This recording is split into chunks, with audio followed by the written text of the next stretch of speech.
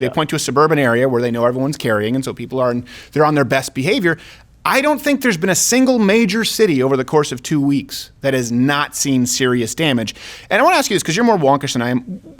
There are two minds about this. Do you think these riots how do you think they affect the president's chances? Good, bad for re-election? I think he's got to show that he can step up and stop them. You know, I like that President Trump I think he's taking the right tone. Most of the tweets have been really on message. But I think what a lot of people are looking at is they're saying, okay, you're right about the tweets. You're all right about holding hearings and tweets and things, but you've got to actually do something. And this brings up the real problem that conservatives have, which is conservatives don't control any of the institutions. Right. You know, there's this crazy thing where the left always talks about institutional racism as though it's our fault, conservatives' fault. Then I think the left controls every major institution in the country, the media, Hollywood, big tech, the academy, on, the administrative government, everything. So if there is institutional racism, whose fault is that? Right. Not to mention the unions. I mean, this is one thing, too. It's remarkable the turn, because I've talked about this with John. You know, John Oliver's doing his video. Listen, I have consistently been anti-union in the 21st century. You know, I understand that at one point in the Industrial Revolution, there was some guy like, frickin' work. And, okay, I get it. But we're a little bit different now. Since no one found Hoffa's body, times have changed. It is entirely consistent for me, and I do believe this, to say, hey, let's dissolve the police unions. Let's change the structure there so that we can actually have some accountability, just like the same way I feel for teachers' unions. We should reward good cops, and we should expel and punish bad cops. But it is entirely inconsistent for the left to, in this instance, say they have a problem with police unions, because they are the ones who protect these unions, who, by the way, are the biggest political donors in the country, bar none. It's not even close.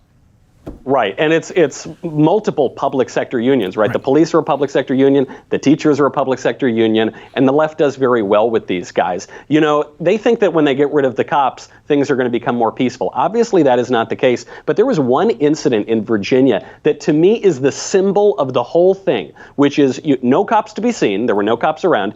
And these rioters, like they were in Baghdad in 2003, pull down a statue, right? They tie around to the neck, pull down the statue. And the statue, as it comes tumbling down, squishes one of the rioters. And overall, just like everything about this scene is sad. But I think this tells you the whole story, which is that when you pull down your history, you pull down your traditions and institutions, you think it's going to free you. Actually, you're going to get squished. In 2003, was not a good vintage for Baghdad, by the way. No. I'm more of an 02, more of an 02 man. No, I think it's a valid point. This is something I was just thinking about today. Maybe you have a strong opinion on this. I haven't heard anyone else talk about it. They want to get rid of police unions. What's going to happen with card check? For people who don't know, the left, they don't, because many people in unions don't want to be in unions. So the left wants to make sure that the union, basically card check means everyone knows how you voted, no private vote. And they say that's to protect the worker from the intimidating corporate overlord, but really it's the intimidating union. You can't find someone corrupt in the Teamsters. What do you think will happen here if they want to get rid of police unions? Because then there has to be some kind of a vote or bureaucratic process with card check. They really have their balls in a twister. They do. I mean, there is this great thing we can count on, which is the left's incompetence. That's the one saving grace that we've got here, is we could end up in a world where after all of this insanity, it actually all backfires on the left and we do really well. But we've got to play it smart here, you know. And one thing that I think maybe some Republicans are messing up right now is you've got this moment where cities are literally on fire. Unions are very unpopular. Cops themselves actually pretty popular.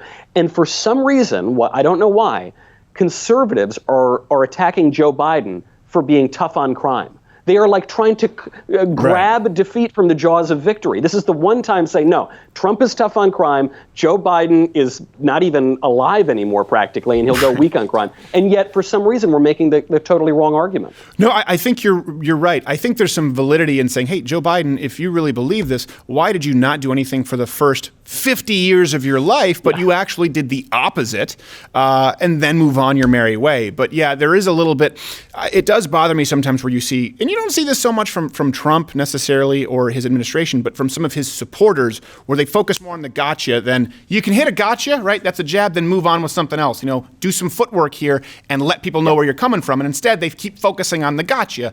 Yeah, but 72% we just talked about of Americans want to send in the National Guard. Focus on that. Do that. That's the thing to do, you know. And you make a great point here on Biden, which is Biden's whole campaign is, yes, we're so close to making change and progress. And you say, well, you were the vice president for 8 years. You were a senator for 830 years. Right. I mean, you've been truly over half a century in politics. Right. You didn't do it then. You can't do it now. If Trump makes this argument and say, look, I've been in politics for 3 years now, 4 years. I've accomplished more in that time and more good stuff in that time than any of my predecessors. Reelect me at this moment of chaos and uncertainty, and we'll get some more good stuff. That's a winning message. The guy could win, 50 states almost.